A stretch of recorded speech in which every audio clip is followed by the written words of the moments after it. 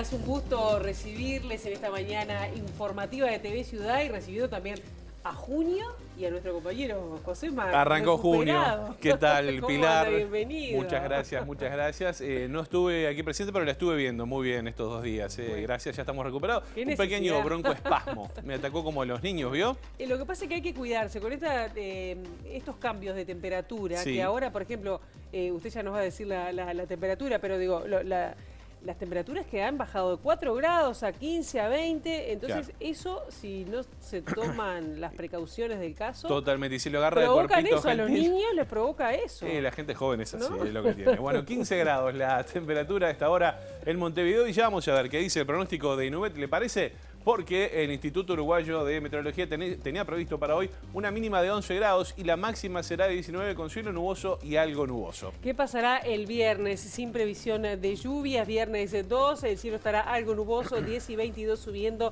la temperatura máxima. Seguimos necesitando agua, ¿no? Sí, seguimos. Parece sí. que el sábado se da porque tenemos una mínima de 13 grados, una máxima de 20 y probables precipitaciones, dice el Instituto Uruguayo de Meteorología, de cara al sábado 3 de junio. Además dice que con lo que llovió apenas da para mantener las reservas que tienen 20 días, 20 ¿no? días. O sea que vamos a seguir tomando agua salada. Y que se pueden tomar de medio. medidas que todavía no sabemos cuáles pueden llegar a ser. Vamos a estar siguiendo atentamente esa información que va a estar además dentro de los temas que vamos a desarrollar hasta las 9. Y otro de los temas tiene que ver con que el Frente Amplio resolvió interpelar al ministro del Interior, Luis Alberto Heber, por los homicidios ocurridos en el año 2022 y en lo que va de 2023. El interpelante será el diputado Sebastián Valdomir. En otro orden, les contamos que el proyecto Cruzar presentó una acción de acceso a la información pública contra el Ministerio de Defensa Nacional.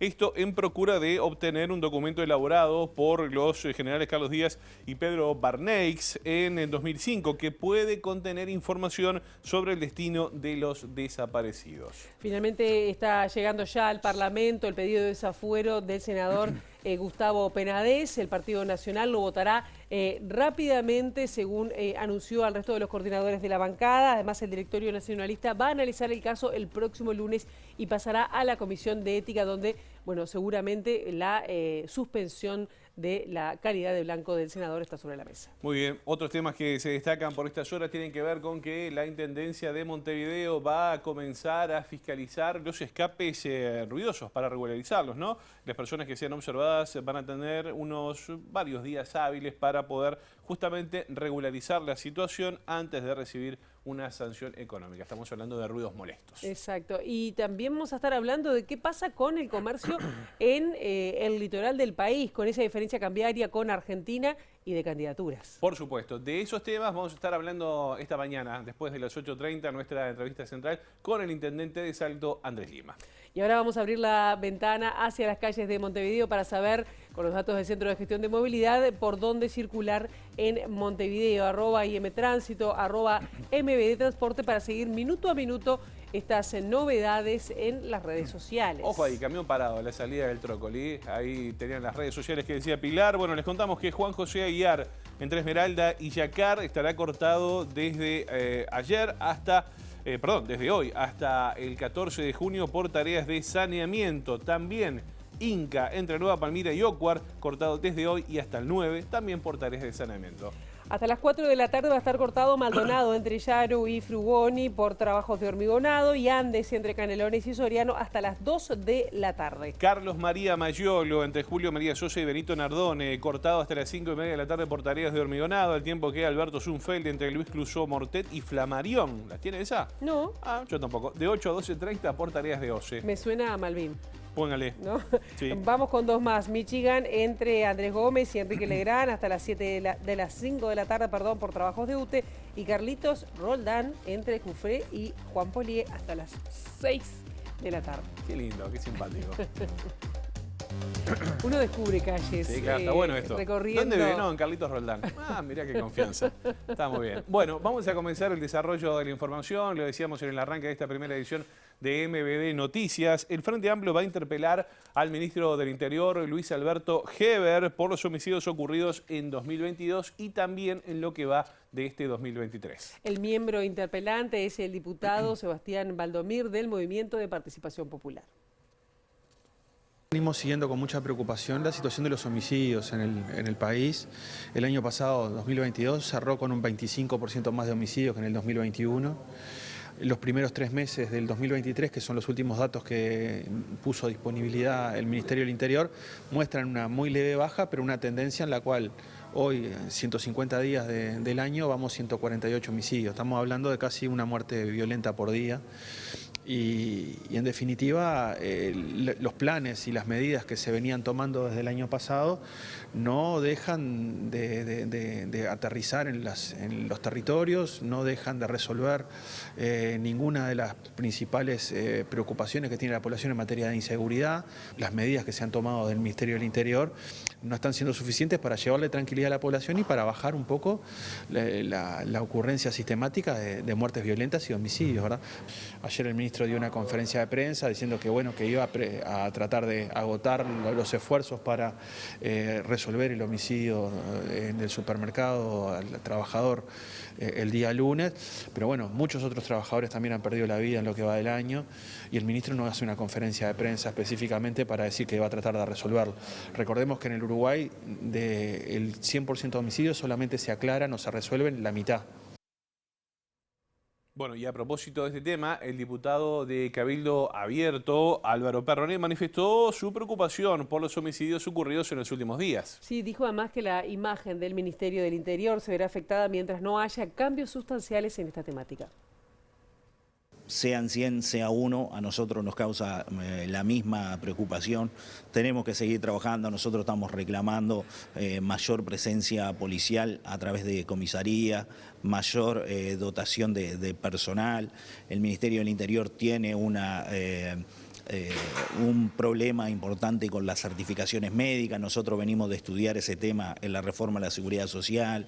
Hay alrededor de 4.500 funcionarios certificados, es casi el 10% de la plantilla. En cuanto a la interpelación, se vienen épocas electorales, las interpelaciones van a estar constantemente por cualquier tema y las interpelaciones, en mi experiencia, lo que yo tengo en este tiempo acá en el legislativo, es un pase de factura de un lado al otro. Yo lo hice mejor que vos, ustedes no arreglaron nada, yo lo hacía mejor, entonces en definitiva eso a la sociedad no le va a aportar nada. Consultado sobre la importancia que tuvo el eje seguridad en la campaña electoral del año 2019 y lo determinante que fue dentro del discurso de la coalición de gobierno, Perrone señaló. Claramente, y yo soy uno de los que digo en la interna nuestra que si nosotros no mejoramos el tema de seguridad, que la gente tenga una percepción, además de los números reales, podemos sí estar, o podemos perder el gobierno directamente.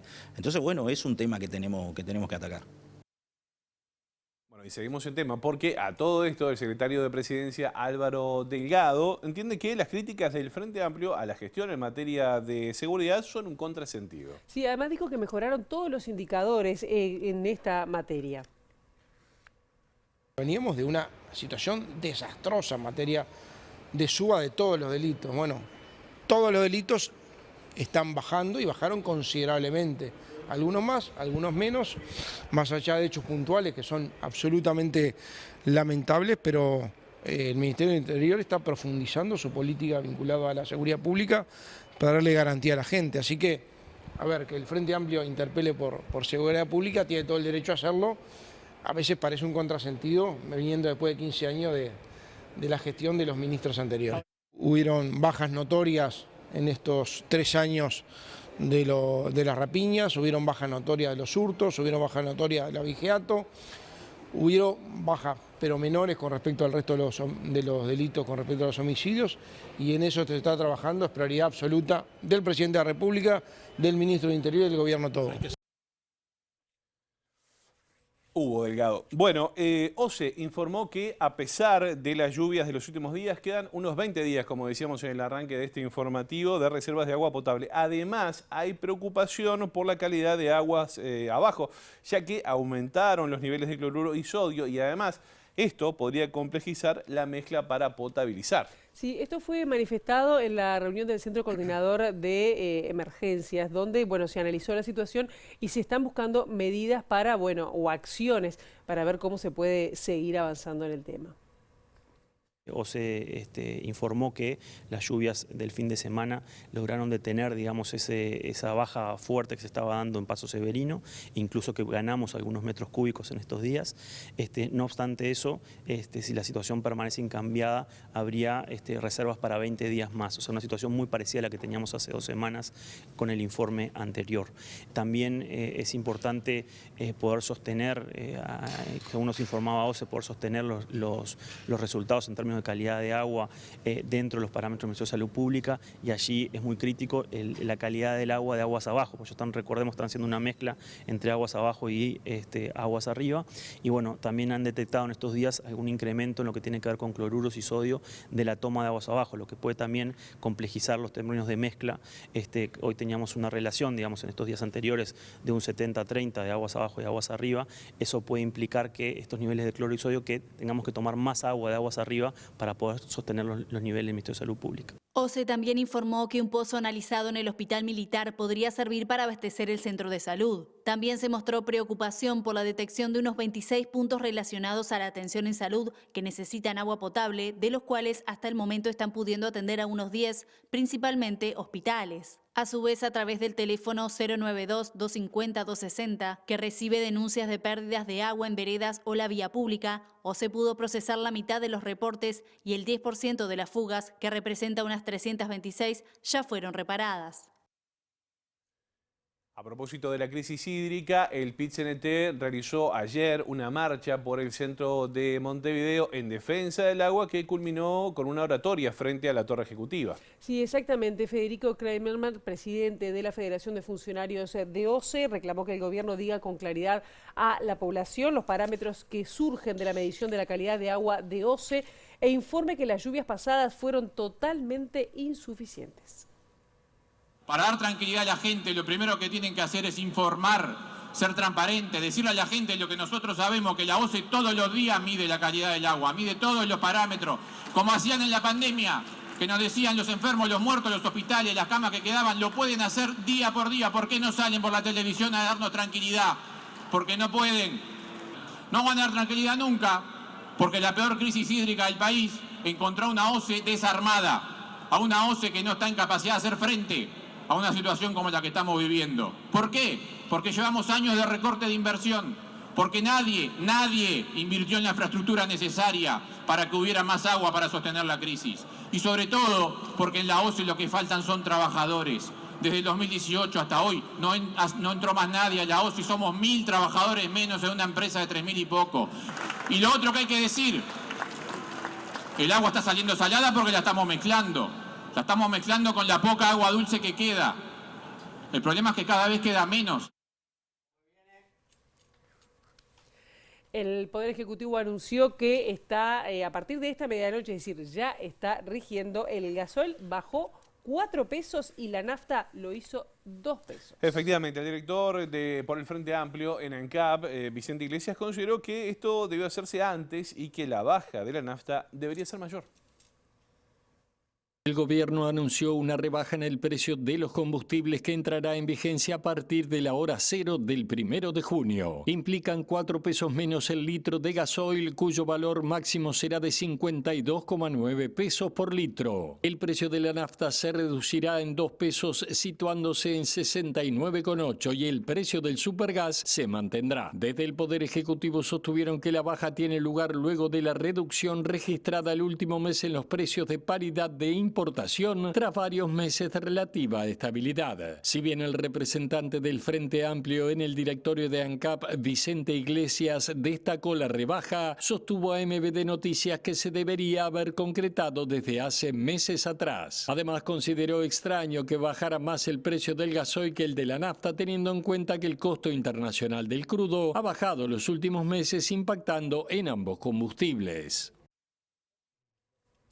El proyecto Cruzar presentó o va a presentar una acción de pedido de información pública al Ministerio de Defensa Nacional en procura de obtener un documento elaborado por los ex generales del Ejército Nacional, Carlos Díaz y Pedro Bernex, que puede contener información sobre el destino de las personas detenidas desaparecidas. En agosto de 2022, Cruzar presentó una acción administrativa procurando acceder a este documento que fue elaborado en 2005 y entregado al ex comandante en jefe del Ejército, Ángel Bertolotti. La respuesta del Ministerio de Defensa fue negativa, bajo el argumento de que no se podía obtener copia de este documento. Ante esto, dada la importancia del documento en cuestión, de acuerdo a lo que surge de la compulsa de actuaciones donde se lo refiere, este martes 30 de mayo se presentó la demanda de acceso contra el Ministerio. La audiencia se va a realizar este viernes 2 de junio sobre las 13 horas. Este era el motivo de la frustrada conferencia de prensa que se iba a realizar, que justamente iba a realizar Cruzar en las últimas horas y que se suspendió tras diferencias con la Organización de Madres y Familiares de Uruguayos Detenidos Desaparecidos. Y hoy es un día muy significativo para buena parte de quienes están vinculados a los derechos humanos y en realidad para todo el país, porque hay novedades que van a surgir este mediodía desde el departamento de San José. Pero con este tema tenemos a nuestro compañero Luca Veloz. Luca, bienvenido, muy buenos días. Muy buenos días, Pilar. Saludo para ti, para José María, para todos allí en el estudio. Como tú lo decías, en San José, sobre el mediodía, la jueza María Elena Merlo, de segundo turno de San José, leerá la sentencia del juicio oral y público por torturas en el batallón número 6 de Infantería de San José. Este juicio oral y público que involucra las torturas y los apercibimientos que recibieron más de 20 jóvenes durante los años 75, 76, durante la dictadura allí en San José. Y estamos con Ana Espinosa, una de las testigos de este juicio que hoy culminaría. Bueno, la instancia del juicio fue 4 sesiones. Allí ustedes pudieron dar testimonio de lo que pasó y hay dos imputados que hoy podrían ser condenados. Sí, fueron 4 audiencias diferentes. La última fue la de los alegatos, que fue la más importante, y la de las declaraciones de los testigos, de los acusadores, digamos. Hoy culmina el juicio, hoy van a dar el veredicto de la sentencia, con lo cual finalizaría momentáneamente, porque si el veredicto es de cárcel para los imputados, ellos podrían apelar luego la sentencia en algún momento. Lo que pide la Fiscalía son 12 años efectivos, 12 años y 6 meses efectivos, de cumplimiento efectivo en cárcel. Recordemos que es para Francisco Macaluso y Rubén Francia, 2 exmilitares que estuvieron allí asignados además como S2 y S3, participaron en las torturas. Sí, directamente. Tan es así que las abogadas de los acusados no niegan que las torturas existieron en sus alegatos, sino que esas personas no estaban presentes y que en ningún momento en el alegato de tanto de Gabazo como de Arab, que son las 2 abogadas de los imputados, niegan la existencia de los malos tratos, las torturas y todos los abusos cometidos, sino que reconocen eso, no lo reconocen explícitamente, pero sí implícitamente, y basan su defensa en que no estaban presentes en ese momento. Cuando hay los 8 que acusamos, los nombramos a ellos, los conocemos, los reconocimos, los conocemos del pueblo, o sea que son 2 personas que evidentemente es imposible que no estuvieran en ese momento. Además aparecen documentos, porque en el legajo, por ejemplo, de Francia, parece que después fue juez sumariante, subrogó al juez sumariante también, además de ese 3. Exacto, no solo los testimonios nuestros son los que se usan en la defensa, sino que está toda la documentación que aporta el ejército, en el cual aparece el documento de que ellos eran el número 3 y el número 4 del batallón en ese momento. O sea, uno de ellos particularmente era el encargado de los detenidos, o sea que el contacto está, yo diría que, pero clarísima, en forma muy clara, probado que eran ellos los que estaban allí en esas circunstancias. Ana, ¿qué pasa por el cuerpo cuando te volvés a enfrentar a esa situación? Porque bueno, están los acusados allí, ¿vuelve todo aquello? Sí, es una instancia muy difícil, es muy difícil. En el caso nuestro, cuando nosotros dimos testimonio, ellos estaban por Zoom, pero sí los vimos en otras audiencias y realmente es muy difícil. Incluso tuvimos una instancia en que nos amenazaron. El hijo de uno de ellos nos hizo una amenaza con como tengan cuidado. Es muy difícil porque realmente yo no sabía muy bien lo que quería decir revictimizar, pero realmente la situación es de revictimización, porque uno tiene que reconocer frente a una cantidad de personas y revivir toda la situación. Y realmente es una situación compleja que nos ha quitado sueño, nos ha puesto en situaciones de no dormir, de preocupación. Muchísimas gracias, Ana. Y hoy desde MBD Noticias vamos a estar cubriendo todas las instancias de esta última audiencia, donde la jueza entonces leerá la sentencia y veremos qué pasa después. En un rato vamos a estar allí en San José. Entonces, Luca, te seguiremos atentamente la información que nos vas a brindar de lo que surge allí. Gracias. Muy bien, nosotros seguimos con otros asuntos. Les contamos algo de lo que veníamos hablando en el arranque de esta primera edición de MBD Noticias, porque la Suprema Corte de Justicia remitió el pedido de desafuero del senador Gustavo Penades al Parlamento. El documento ya está en poder de la vicepresidenta de la República, Beatriz Argimón, quien se va a reunir en la tarde con los coordinadores de bancada para definir justamente qué trámite se le otorga a este pedido. Sí, y en las últimas horas, además, el senador Penades envió una nota pidiendo que el asunto sea aprobado directamente en la Cámara Parlamentaria, que esto no pase por la comisión. Exactamente. Y en este marco, el secretario de Presidencia, Álvaro Delgado, aseguró que el Partido Nacional va a votar rápidamente el desafuero del colega nacionalista. Además, anunció que el lunes el directorio del Partido Nacional va a tratar justamente este caso y que la Comisión de Ética de su fuerza política le pidió un informe al senador. El lunes lo va a tratar el directorio este tema, ¿no? Y lo va a tratar el directorio y la comisión de ética, sobre el cual el directorio, hasta donde yo tengo entendido, yo no integro el directorio del partido, le pidió un informe. ¿Usted tiene una opinión sobre el tema? ¿Debería continuar en el partido? Ya tuve una opinión al respecto y creo que fue bien claro. En esto, cuando hay un proceso que está en la justicia, hay que ser, primero, respetuoso de los procesos de la justicia y segundo, una vez que la justicia pronuncia, hay que ser absolutamente terminante. Ahora, ¿fueron felices las declaraciones del presidente cuando dice que lo mira a los ojos y le cree? No, yo no voy a comentar la declaración del presidente. El presidente fue bien elocuente diciéndole que en algunos casos, cuando uno tiene un amigo y le pregunta y le dice determinadas cosas, la tendencia a creer. A menos de prueba en contrario, dijo el presidente de la República, me acuerdo patente. Y ahora, aparentemente, hay un pedido de la fiscal de un desafuero, va a estar en la justicia, lo tiene que tramitar la Suprema Corte de Justicia. Y nosotros vamos como Partido Nacional, y ahí sí me involucro como Partido Nacional, a votar rápidamente el desafuero. Y bueno, lo que diga la justicia es lo que diga la justicia. Cambiemos de tema. La fiscal Gabriela Fossati presentó una denuncia penal contra su colega Fernando Romano por presunta violencia de género. Sí, la denuncia refiere al malentendido entre ambos por desavenencias en la forma de tramitar la indagatoria judicial por el caso Astesiano.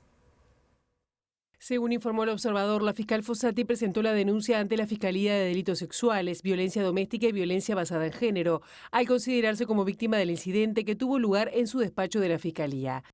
El caso refiere a una discusión subida de tono entre ambos fiscales por desavenencias en la tramitación de la causa Astesiano. Según el relato de la fiscal, se sintió intimidada por su colega. Tras ese incidente, la fiscal Fossati presentó una denuncia administrativa contra Romano por violencia de género. Sin embargo, el fiscal de corte Juan Gómez archivó las actuaciones. Según la resolución, si bien puede sostenerse que las formas en que se dio la discusión entre Romano y Fossati no fue la adecuada, el suceso debe interpretarse en un contexto, no de manera aislada, del cual surge que el origen de la discusión, así como el intercambio propiamente dicho, tiene que ver con una investigación penal, sobre la que evidentemente se generaron desavenencias y disparidad de criterios. Para que exista violencia basada en género hacia la mujer, debe existir una conducta, acción u omisión sustentada en una relación desigual de poder en base al género, que tenga como objeto o resultado menoscabar o anular el reconocimiento, goce o ejercicio de los derechos humanos. En este caso, por el contrario, se trató de un intercambio producido en pie de igualdad entre fiscales de igual jerarquía. Tras notificarse de esta resolución, la fiscal Fossati presentó la denuncia contra su colega. Para esto utilizó como base la resolución de la Fiscalía, que archivó la investigación administrativa contra Romano. Y la Facultad de Química de la Universidad de la República comenzó en las últimas horas a dar una información que va a ser de forma quincenal sobre la calidad del agua potable que consumimos. Sí, la información se basa en estudios de la URCE, organismo que empezó a difundir datos de los controles que se hacen justamente en especial en Montevideo y toda el área metropolitana.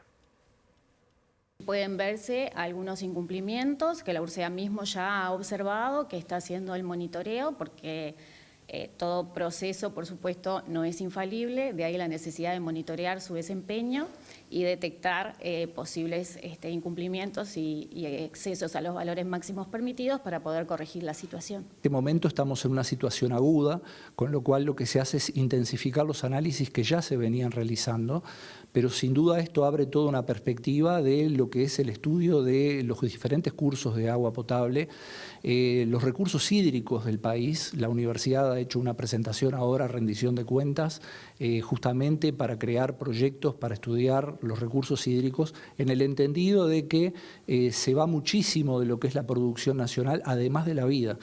Y eso fue establecido incluso previamente a esta situación. Así que es una preocupación permanente de todos quienes realizamos investigación y aplicación de conocimientos desde la comunidad científica universitaria. Vamos a cambiar de tema una vez más. El presidente de ACE, Leonardo Cipriani, aseguró que se inició una investigación administrativa ante las denuncias presentadas sobre la gestión de la regional norte del organismo. Una funcionaria justamente acusó a la coordinadora Carla Rodríguez de Almeida de múltiples irregularidades orientadas a beneficiar a la agrupación del Partido Nacional Artigas Adelante.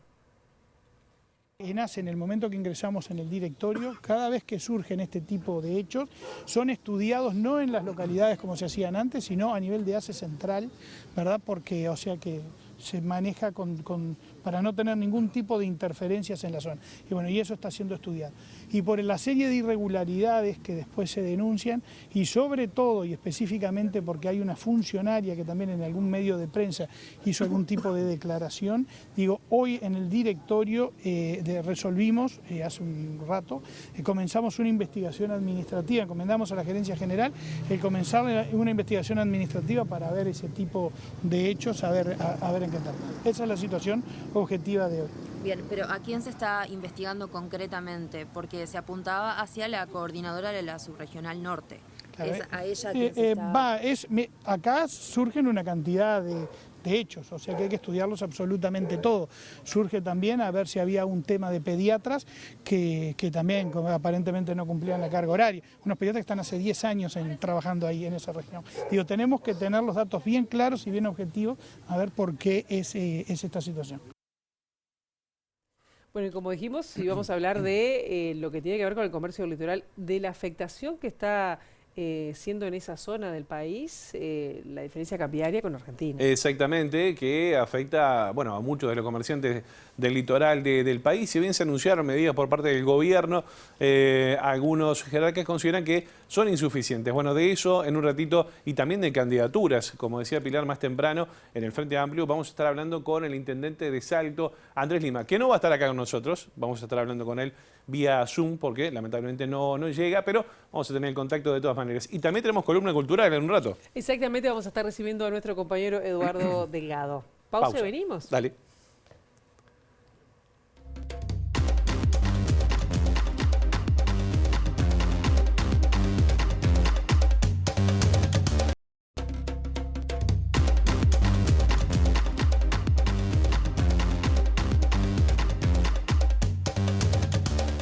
En el marco del Día Mundial Sin Tabaco que se conmemoró este 31 de mayo, se destacó que el tabaquismo es uno de los principales factores de riesgo para las enfermedades no transmisibles y es la principal causa de muerte prematura en Uruguay y el mundo. En este marco se dieron a conocer resultados de una encuesta nacional de consumo de tabaco en jóvenes.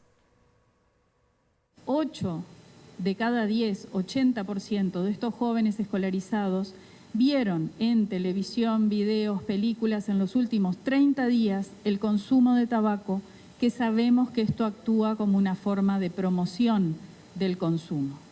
Y 45% de esos jóvenes además vieron promoción de alguna forma, publicidad de productos de tabaco en el punto de venta, cuando desde 2014 sabemos que esto está prohibido. Este punto también es preocupante.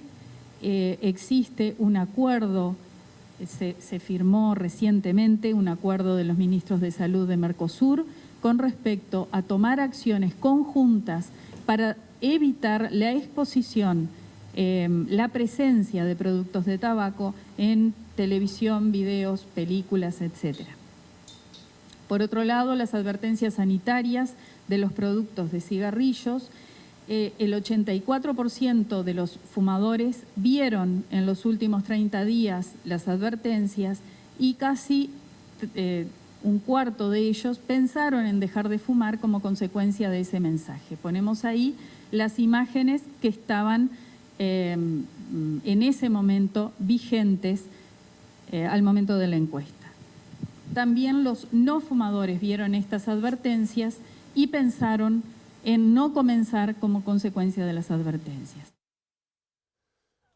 Bueno, muy bien, vamos a cambiar de asunto porque ustedes saben, a mediados de mayo el Poder Ejecutivo dio a conocer algunas medidas para mitigar los efectos de la diferencia cambiaria con la República Argentina, sobre todo en el litoral del país. Esto, bueno, justamente está complicando mucho a los comerciantes de esa zona. Previo a eso hubo una reunión entre el presidente Luis Lacalle Pou, los intendentes de Río Negro, Omar Lafluf, y de Paysandú, Nicolás Olivera. Alguien que también estuvo planteando esta situación fue el intendente de Salto, Andrés Lima, que no fue convocado a ese encuentro. De todas maneras se aplicaron allí algunas medidas. Pero bueno, para hablar de este y otros asuntos, estamos en comunicación vía Zoom, en este caso, con el intendente de Salto, Andrés Lima. ¿Cómo le va? Buen día, bienvenido. Buen día para todos y bueno, un gusto estar participando. Un placer saludarlo con esa luz del amanecer allí, en plena ruta. ¿Lo ganamos en ruta? ¿Venía para Montevideo, intendente? Se fue el volumen. Se le fue el volumen al intendente. A ver si nos escucha ahí. Hablen de vuelta por la duda. Bien, perfecto. Vamos a ver si chequeamos bien.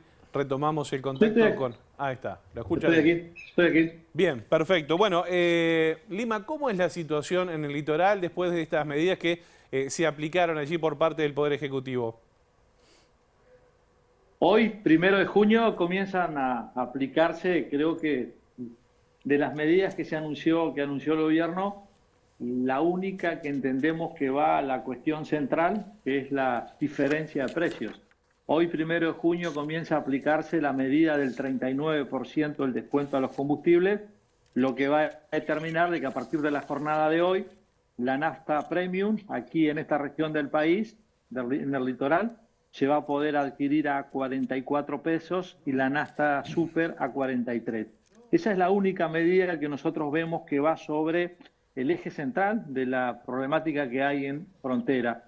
El resto de las medidas, algunas ya se vienen implementando, por ejemplo, la propuesta de exoneraciones del impuesto al patrimonio, exoneración del IRAE, exoneración de aportes patronales al Banco de Previsión Social, exoneración de aportes del monotributo MIDES. Son medidas que ya se vienen aplicando desde el 1 de noviembre del año 2021 y bueno, si bien son positivas para el comerciante en la medida en que le significan una disminución en la tributación, eso no se ha visto reflejado en una disminución de precios o en un beneficio directo para el consumidor. Por eso decimos que la única medida efectiva o la única medida que va por el camino que entendemos se debe transitar es este aumento en el descuento de los combustibles y en los próximos días vamos a ver qué impacto tiene y si realmente disuade o estos nuevos precios hacen de que el uruguayo opte por comprar en las estaciones de servicio del lado uruguayo y no hacerlo en las estaciones de servicio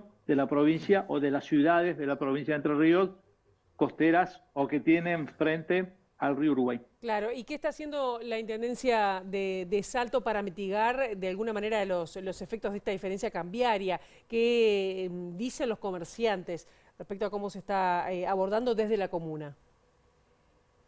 En realidad, el problema que tenemos es que hoy la diferencia de precios de los alimentos que integran la canasta básica está entre el 170 y el 180%, es decir, estamos hablando de una relación de casi 3-1.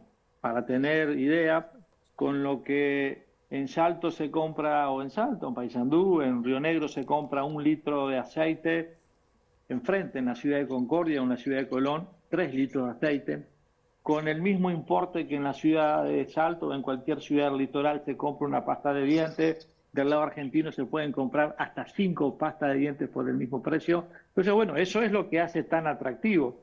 Nosotros entendemos de que, más allá de las medidas que se han tomado, la propuesta ideal debería ser en la medida en que tenemos un Mercosur, pero como no hemos avanzado en el Mercosur como uno quisiera, existiera una coordinación a nivel de los países, a nivel de las economías macro entre quienes integramos el Mercosur. Como estamos lejos de eso, bueno, la propuesta que se viene planteando, no solo desde el gobierno de Salto, sino desde algunos centros comerciales, desde distintos legisladores, tanto de la coalición como del propio Frente Amplio, la Comisión de Frontera, Uruguay y Argentina también lo ha planteado, es la importación directa. Después no vemos otras medidas efectivas, porque en este contexto de una diferencia promedio del 170%, aunque el día de mañana el gobierno tomara la decisión de aplicar IVA cero para todos los productos de la canasta básica, aún así no seríamos competitivos, aún así el uruguayo continuaría cruzando. Y lo otro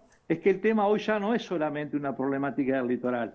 Tengamos en cuenta de que la semana pasada hubieron expresiones públicas de algunas cámaras empresariales planteando de que ya en la ciudad de Montevideo hay productos de origen argentino que se están vendiendo en el comercio, que se están vendiendo en la ciudad de Montevideo, en la zona metropolitana. Es decir, es una problemática que va creciendo, que tuvo su epicentro en Salto, en Paysandú, pero hoy está llegando a Rocha, está cruzando o está atravesando el país de punta a punta. Esa mercadería que está ingresando por los pasos de frontera entre Uruguay y Argentina está llegando prácticamente a todos los departamentos y bueno, eso sin duda genera una afectación directa sobre el comercio en cada uno de los departamentos donde sea esta problemática. Es un tema muy complejo. Lima, nos queda poco tiempo, pero de todas maneras queremos hablar de otros asuntos que también se destacan por estas horas. En octubre del año pasado usted estuvo acá hablando con nosotros justamente a propósito de varios asuntos, pero también de candidaturas. Su nombre está tomando cada vez más fuerza. De hecho, hace muy pocos días en el Cerro hubo una proclamación allí donde se le da respaldo buscando una verdadera expresión del interior en el Frente Amplio. En ese sentido usted nos decía que todo depende, si el Frente Amplio no conquista el interior es muy difícil de ganar el gobierno. ¿Cómo está parado ante esta eventual precandidatura usted, Lima? Sí, convencido de lo que expresaba hace un año, convencido de lo que expresaba en octubre del año pasado, en el sentido de que el Frente sobre todo debe crecer en ese interior, ¿no? Al norte del río Santa Lucía. Allí es donde el Frente Amplio tiene que consolidarse Por suerte, uno ha visto en los últimos meses una presencia mayor de la fuerza política a través del FAT Escucha con el presidente Fernando Pereira, a través de los distintos sectores, a través de figuras nacionales de la fuerza política que recorren el interior. Y bueno, en el caso nuestro, como lo hemos expresado siempre, entendemos de que de cara a lo que va a ser la interna de junio de 2024, el Frente Amplio debería abrir la cancha, debería dar la posibilidad de expresarse todas las sensibilidades que hay dentro de la fuerza política.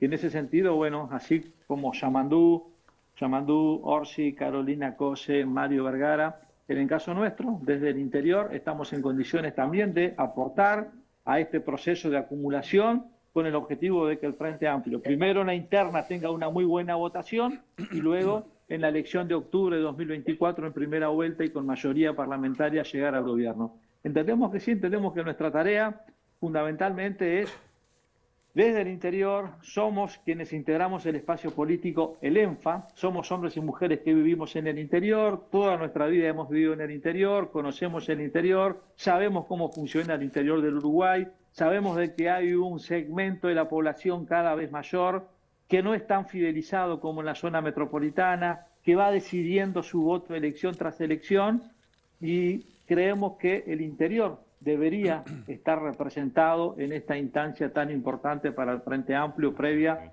a lo que va a ser la elección nacional.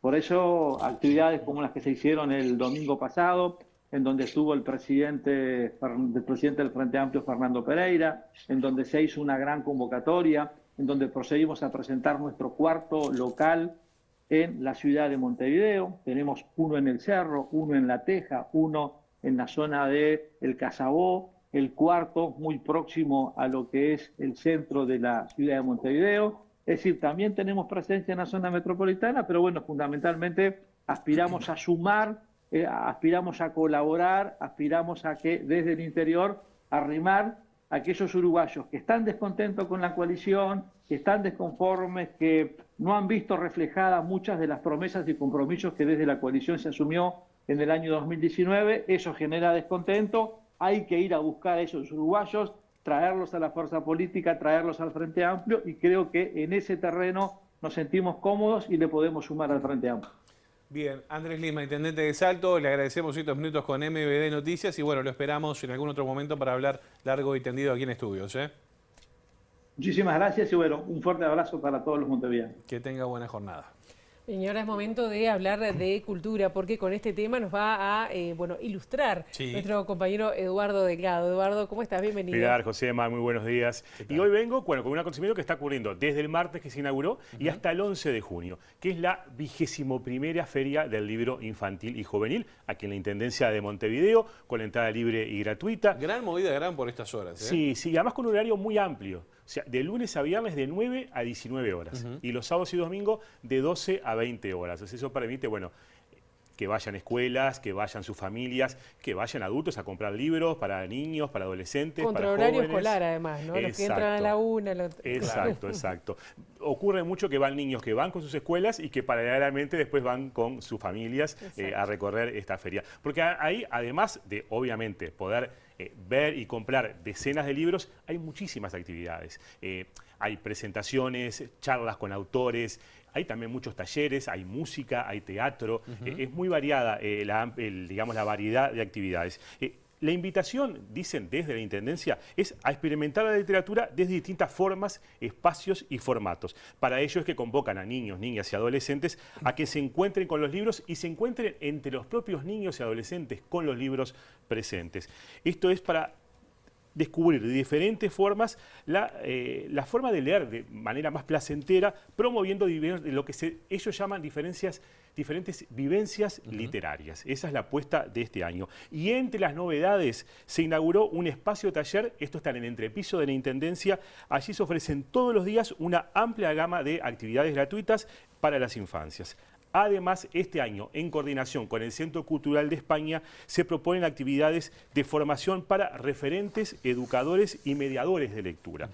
Esto es bastante novedoso. El Centro Cultural de España viene trabajando desde hace tiempo justamente porque se considera que hay una carencia en cuanto a la formación en este tema, así que será parte relevante y novedosa de la feria en este año. No hay que ver además, discúlpame Eduardo, cómo los chiquilines con el tacto, con los juegos, también se introducen en la literatura. También con ¿no? los audiolibros, por Exacto. ejemplo, que también hay un espacio este año dedicado a eso, sin duda. Y por eso también las personas que acercan a los niños a la lectura tienen un rol fundamental. Las primeras lecturas son las que te pueden enganchar a seguir después con justamente leyendo diferentes libros y diferentes con distintas géneros. voces, ¿no? Sin Es duda, un momento sin divertido. duda, los personajes, ¿no? Ni que hablar. Bueno, Lucía Germano es la coordinadora de letras de la Intendencia de Montevideo. Ella nos comentó un poco más sobre las características de esta Feria del Libro Infantil y Juvenil.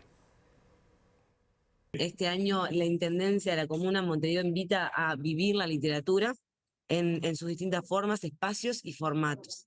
En ese sentido, digamos, en este concepto de vivir la literatura, convocamos a los niños, niñas y los jóvenes que se encuentren con los libros o entre sí, pero de una manera más placentera. Entonces, por ejemplo, invitamos a distintos formatos en el sentido de que en el stand nuestro tradicional que tenemos habitualmente en el atrio de la Intendencia, contaremos con 4 estaciones sonoras. Estos son una suerte de tótems donde los niños y niñas pueden acercarse y a demanda escuchar mediante auriculares distintos poemas y cuentos de literatura uruguaya. Eso va a ser en el stand. En el entrepiso, que ya estamos un poco más acostumbrados a ir desde esta administración armando algunas cositas nuevas, tenemos el espacio vivo. El espacio vivo es básicamente un espacio de encuentro con la lectura, ¿no? Vieron que no teníamos muchos espacios, digamos, de esparcimiento en la feria, ¿no? Digamos que ese espacio para encontrarse realmente con los libros. A veces hablamos de hábito de lectura y lo bueno y lo recomendable que es generarlos, pero no hablamos de lo importante de un hábitat para la lectura, ¿no? De generar un espacio adecuado para eso. Pero también para que se encuentren entre ellos. Y les comento, dentro de la enorme cantidad de actividades hay, como digo, de las 9 a las 19 horas. Imagínense la cantidad y variada de actividades que hay en la feria. Destaco una que pasará el miércoles próximo a las 9 horas en el Salón Rojo. Y es la presentación del libro La Feria de Sueños del Conde Miserias de Martín Otegui.